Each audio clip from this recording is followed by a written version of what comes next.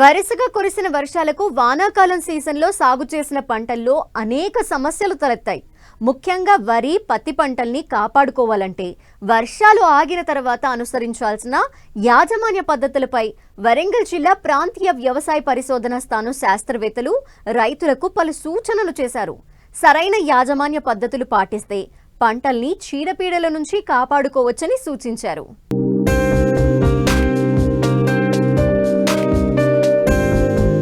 వరుసగా కురిసిన వర్షాలు ఖరీఫ్ పంటలకు ఉపశమనమే. అయితే కొన్ని చోట్ల తీవ్ర ఆటంకంగా మారాయి. ముఖ్యంగా వరి నారుమడులు మునిగిపోవటం, కొన్ని చోట్ల వరి నాట్లు ఆలస్యం కావడం జరిగింది. అన్ని పంటల్లో నీరు నిలిచింది. అలాగే ఉంచితే తెగుళ్లు ఆశించి తీవ్ర నష్టం కలిగే అవకాశం ఉంది. కాబట్టి మురుగునీటిని తీసివేయాలి. సాధ్యమైనంత తొందరగా కలుపు నివారణకు అంతర కృషి చేయాలి.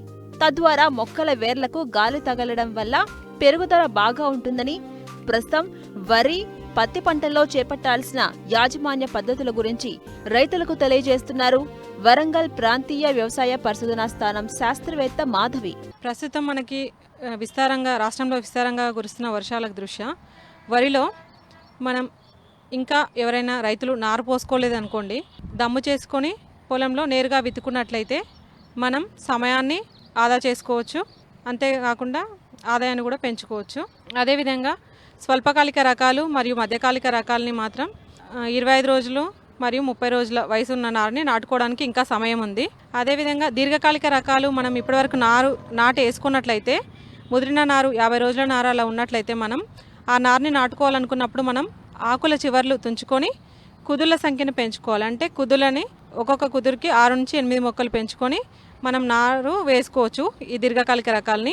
అంతేకాకుండా వీటికి సిఫారసు చేసిన నత్రజని కన్నా ఒక 20% అధికంగా నత్రజని వేసుకోవాలి.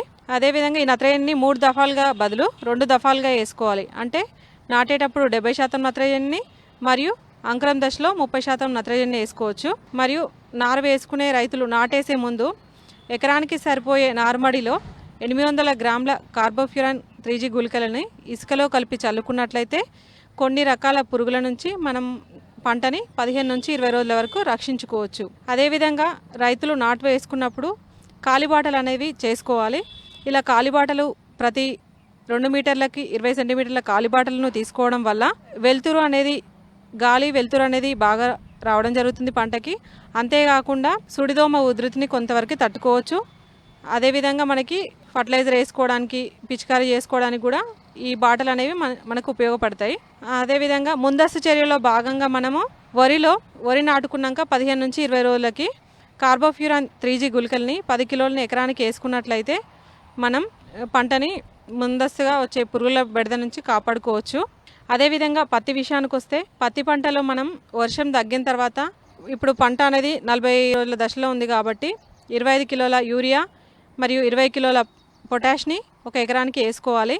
పాదులు తీసి మొక్కకి 7 నుంచి 8 సెంటీమీటర్ల దూరంలో పాదులు తీసి పాదులలో ఈ యూరియా, పొటాష్ అనేది వేసుకోవాలి. అదేవిధంగా మరియు ఎక్కడైతే మనకు పంట ముంపుకు గురైన దాంట్లో వాటర్ తీసేసి వాటికి ఆ మొక్కలకి 1919 లేదా 13045 లేదా యూరియా 10 గ్రాములని లీటర్ నీటికి కలిపి పిచికారీ చేసుకోవాలి. అంతేకాకుండా తెగుళ్ళ బెడద నుంచి రక్షించుకోవడానికి మనము 3 గ్రాముల కాపరాక్సిక్లోరైడ్ లేదా కార్బెండజిమ్ ప్లస్ మ్యాంకోజిబ్ 2 గ్రాములని లీటర్ నీటికి కలుపుకొని మొక్కల మొదలు తడిచేలాగా పోసుకోవాలి. ఇలా చేసుకోవడం వల్ల తెగుళ్ళ బెడద అనేది తగ్గుతుంది. అదేవిధంగా ఎక్కడైతే కలుపు ఉందనుకోండి, కలుపు యాజమాన్యం కోసం క్విజలోఫాఫ్ ఇథైల్ 2 గ్రాములు మరియు పైరిథయాబ్యాక్ సోడియం అనే కలుపు మందును 1.25 గ్రాములు లీటర్ నీటికి కలిపి పిచికారీ చేసుకున్నట్లయితే కలుపును నివారించుకోవచ్చు.